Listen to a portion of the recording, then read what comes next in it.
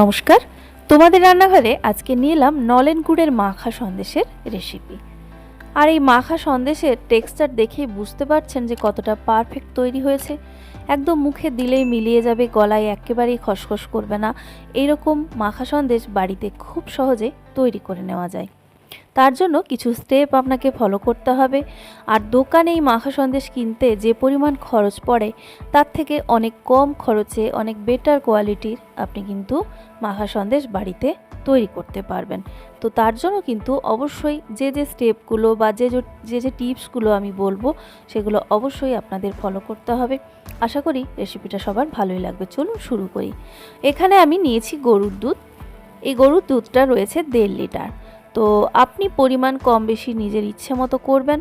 আর দুধ যদি ঘন হয়, মানে একেবারে যেন ফুল ক্রিম বা ফুল ফ্যাটের যদি হয়, তাহলে যেটা হবে ছানাটা বেশি পাবেন আর মাখা সন্দেশটাও বেশি তৈরি হবে। দুধের কোয়ালিটির ওপরে কিন্তু এটা কম বেশি নির্ভর করবে। তো এখানে 1.5 লিটার যে দুধ নিয়েছি, আমার এই যে দুধের হাতাটা আমি যখন তুলে আপনাদের দেখাচ্ছিলাম দেখলেই বুঝতে পারবেন বেশ ঘন গরুর দুধ কিন্তু আমি নিয়েছি। তো দুধটাকে হাই ফ্লেমে রেখে ফুটিয়ে নিতে হবে। মাঝে মধ্যে অবশ্যই নাড়াচাড়া করে দিন, নাহলে নিচে লেগে যাবে। ঠিক যখন এরকম ফুটতে শুরু করবে তখন গ্যাসটা বন্ধ করে দিন। এবারে ছানা তৈরির জন্য আপনি ভিনিগার, লেবু যা খুশি ব্যবহার করতে পারেন। আমি কি ব্যবহার করছি আপনাদের দেখাই, এতে করে ছানাটা খুব ভালো আসে, ছানার পরিমাণটাও বেশি হয়। অনেক সময় বাড়িতে আমরা যে টক দই বসাই, সেই টক দই থেকে যে জলটা বেরোয়, অল্প অল্প টক দই মেশানো এই যে জলটা, আমি লো ফ্যাট টক দই যে বসাই সেখান থেকে যে জলটা বেরিয়েছে সেটা এখানে নিয়ে নিয়েছি। এটা এখানে পুরোপুরি দিয়ে দেব। এতে করে ছানাটা সফট হয়, আর এই ছানা দিয়ে যে কোনো মিষ্টি বানালে খেতেও কিন্তু ভালো হয়। তো কোনো অসুবিধে নেই, আপনি বাড়িতে এটা সম্ভব না হলে ভিনিগার বা লেবু দিয়ে তৈরি করে নেবেন। তো এটা দেখুন গ্যাস কিন্তু বন্ধ রয়েছে। দেওয়ার সঙ্গে সঙ্গে দেখুন হালকা একটা সবুজ ভাব দেখতে পাবেন জলের মধ্যে, একদম পরিষ্কার হয়ে গেছে। এর মধ্যে কিন্তু ছানা কাটতে আর বাকি নেই, জলটা একদম ক্লিয়ার দেখতে পাচ্ছেন।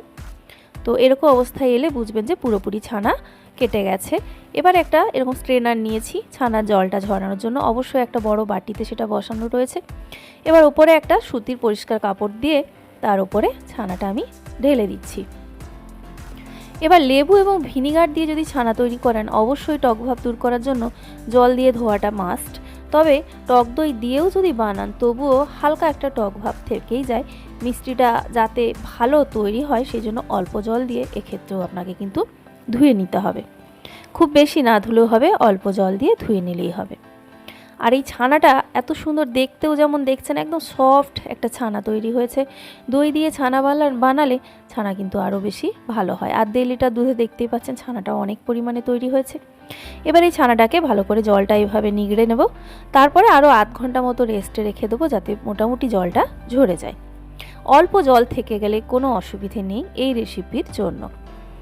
এবার আধ ঘন্টা মতো পরে দেখতেই পাচ্ছেন জল প্রায় ঝরেই গেছে, একদম শক্ত হয়ে গেছে ছানাটা। দেখুন এরকম অবস্থায় এসে গেলে এবার এই ছানাটাকে আপনাকে মাখিয়ে নিতে হবে। এই যে ছানার মধ্যে দেখছেন যে দলা পাকানো ভাবটা, এটা থাকলে হবে না। একেবারে মসৃণ করে কিন্তু ছানাটাকে মেখে নিতে হবে, কোনো রকম লাম্পস যেন না থাকে। এবার হাতের তালু দিয়ে এইভাবে ঘষে ঘষে ছানাটাকে মাখতে হবে। হাতের তালু দিয়ে মাখার কারণে সময় একটু বেশি লাগবে, 10 থেকে 12 মিনিট। তবে যদি আপনার হাতে সময় কম থাকে তাহলে এই কাজটা মিক্সার গ্রাইন্ডার জারে দিয়ে একটু ঘুরিয়ে নিলেই হয়ে যাবে। জাস্ট কয়েক সেকেন্ড ঘুরিয়ে নিলেই সেক্ষেত্রে কাজটা হয়ে যাবে। তবে মাখা সন্দেশ যেহেতু হাত দিয়ে মাখিয়ে তৈরি করলে তার স্বাদ হয়তো একটু আলাদাই হয়। যেমন আমরা অনেক সময় বলে থাকি যে শিলনোড়ায় বাটা মশলা দিয়ে তরকারির চেয়ে মিক্সার গ্রাইন্ডারে যে আমরা মশলা বানিয়ে তরকারি করি সেটার টেস্ট অত ভালো হয় না, ঠিক কিছুটা সেরকম। তো এবার এটাকে 5-7 মিনিট আমি মেখে নেওয়ার পরে প্রায় 3 টেবিল চামচ মতো গুঁড়ো দুধ দিয়ে দিলাম। এই গুঁড়ো দুধটা দিয়ে এবারে আরও 8 থেকে 10 মিনিট ভালো করে মাখিয়ে নিতে হবে। গুঁড়ো দুধটা দিয়ে দেওয়ার কারণে এই ছানাটাকে মাখাতে আরও সুবিধা হবে, আরও মসৃণ করে ছানাটা খুব তাড়াতাড়ি তৈরি হয়ে যাবে। তো মোটামুটি মাথায় রাখুন 12 থেকে 14 মিনিট ধরে টোটাল ছানাটাকে আপনাকে এভাবে মাখিয়ে নিতে হবে। একসময় দেখবেন ছানাটা খুব ইজিলি থালা থেকে উঠে আসছে।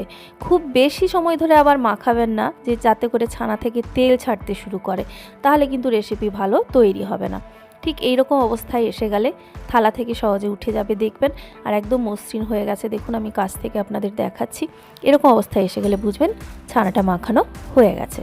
এবার গ্যাসে একটা কড়াই বসিয়েছি, তাতে হাফ চা চামচ মতো ঘি ব্যবহার করছি। ঘিটা দিলে রেসিপির টেস্ট যেমন ভালো পাবেন, সেই সঙ্গে এই যে কড়াইতে আমি ঘিটা লাগিয়ে নিলাম মিষ্টিটা তৈরি করার সময়, এটা ননস্টিক না হওয়া সত্ত্বেও, স্টিলের কড়া হওয়া সত্ত্বেও খুব একেবারেই কিন্তু কড়াইতে লাগবে না, এটা একটা সুবিধে রয়েছে। ঘিটা গলে গেলে তাতে দিয়ে দিচ্ছি একেবারে ছোট্ট চায়ের কাপের হাফ কাপ মতো দুধ। এটাও কিন্তু ফুল ফ্যাটেড, মানে ফুল ক্রিম গরুর দুধ রয়েছে। এবারে অল্প নাড়াচাড়া করে এর মধ্যে দিচ্ছি ছানা। মাখানো ছানাটা পুরোটা কিন্তু দিইনি, অর্ধেক পরিমাণ দিয়ে দিচ্ছি, পুরোটা একসঙ্গে দেওয়া যাবে না, তাহলে টেস্ট আলাদা আসবে। আপনি অর্ধেকটা মতো দিয়ে বেশ ভালো করে এভাবে, অবশ্যই ফ্লেমটাকে কমিয়ে, একদম লাম্পস যেন না থাকে, ভালো করে ঘষে ঘষে খুন্তির সাহায্যে বা হাতা যা ব্যবহার করবেন ভালো করে মিশিয়ে নেবেন। দেখুন একদম মসৃণ একটা ব্যাটার মতো লাগছে, ঘন ব্যাটার। এই অবস্থায় এসে গেলে এবারে এর মধ্যে আমি দিচ্ছি নলেন গুড়। গুড়টা অবশ্যই পরিষ্কার হতে হবে, আমি কিন্তু ছাঁকনিয়ে ছেঁকে তারপরে ব্যবহার করছি। পাতলা যে নলেন গুড়, মানে ঝোলা গুড়, সেই গুড়টা এখানে প্রায় 100 ml মতো, মানে 120 ml কাপের একটু কম পরিমাণ দিয়েছি, 100 ml মতো হবে এখানে।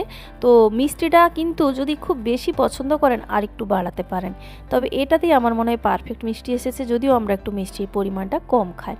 ভালো করে মিশিয়ে নেওয়ার পর বাকি ছানাটা এবার দিচ্ছি। বাকি ছানাটা দিয়েও এবার ভালো করে একই পদ্ধতিতে খুন্তি দিয়ে এভাবে ঘষে ঘষে মেশাবো। এবারে এই ছানা বা গুড় সব কিছু দিয়ে দেওয়ার পরে কতক্ষণ ধরে আপনি মেশাবেন সেটা নির্ভর করছে আপনি সন্দেশটা কীরকম তৈরি করতে চাইছেন। অনেকে একটু নরম, বেশি নরম পছন্দ করেন, মানে নরম পাকের, তাহলে আপনাকে একটু পাতলা ব্যাটার থাকা অবস্থাতেই রেসিপিটাকে নামিয়ে নিতে হবে। আর যদি মনে করেন একটু ড্রাই বানাবেন, তাহলে আরও একটু শক্ত করতে হবে। এরকম যখন দেখছেন ব্যাটারটা অল্প গড়িয়ে গড়িয়ে আসছে, দেখুন এক জায়গায় থেমে থাকছে না, এরকম অবস্থায় যখন আসবে তখন যেটা করতে হবে আপনাকে, যদি নরম পাক চান নামিয়ে নিতে হবে, আর নাহলে আরও 1 থেকে 2 মিনিট মতো ফ্লেমটাকে মিডিয়াম রেখে এরকম নাড়াচাড়া করবেন। খুব সাবধানে নাড়াচাড়া করবেন, একেবারেই যেন কড়াইতে লেগে না যায়, তাহলে কিন্তু গুড় পুড়ে গেলে পুরো রেসিপিটা নষ্ট হয়ে যাবে। তো যখন এইরকম একটা ঘন হয়ে যাবে, দেখুন আর সহজে কিন্তু একটা জায়গা থেকে আরেকটা জায়গায় গড়িয়ে আসছে না, এই অবস্থায় এলে কিন্তু আপনাকে অবশ্যই নামিয়ে নিতে হবে। অনেকে এর সঙ্গে এলাচ ফ্লেভার পছন্দ করেন, এলাচের গুঁড়ো। তো নলেন গুড়ের যে একটা নিজস্ব গন্ধ রয়েছে, আমার মনে হয় সেটাই যথেষ্ট মাখা সন্দেশের জন্য, যথেষ্ট টেস্টি হয়, তাই আলাদা করে এক্সট্রা উপকরণ এখানে অ্যাড করার কোনো দরকার নেই। এবার একটা বাটির মধ্যে আমি এটা সেট করে দিচ্ছি সন্দেশটাকে। আপনি যে কোনো পাত্রেই সেট করে নিতে পারেন, তাতে কোনো রকম তেল, বাটার, ঘি ব্রাশ করার কিছু প্রয়োজন নেই। দেখতে ভালো লাগার জন্য, মাখা সন্দেশ এমনিই ভালো লাগে, তার সঙ্গে কাজু কিশমিশ লাগে না, তবে আমি এখানে এই জাস্ট দেখতে ভালোর জন্য, ডেকোরেশনের জন্য একটু কাজু আর কিশমিশ দিয়ে গার্নিশ করে দিচ্ছি। তো এটাকে রেস্টে রেখে দিতে হবে, এখনই খাওয়া যাবে, তবে ভালো রেজাল্ট পাওয়ার জন্য ফ্রিজের বাইরেই আপনি 2 ঘন্টা 2.5 ঘন্টা রেখে দিতে পারেন। আর যদি ফ্রিজের মধ্যে রাখেন তাহলে তো 40 থেকে 45 মিনিটই এই শীতকালে যথেষ্ট। তো আমি ফ্রিজের মধ্যেই রেখেছিলাম এটা প্রায় ঘন্টাখানেক, তারপরে আপনাদেরকে দেখাচ্ছি। দেখুন মিষ্টিটা কত সুন্দর করে সেট হয়ে গেছে, ভীষণ টেস্টি। বানানো দেখলেন কত সহজ, আর এই এতটা পরিমাণ মাখা সন্দেশ তৈরি করতে বাড়িতে প্রচুর খরচ পড়ে, দোকান থেকে কিনতে প্রচুর খরচ পড়ে, তাই অবশ্যই বাড়িতে একবার সবাই ট্রাই করবেন।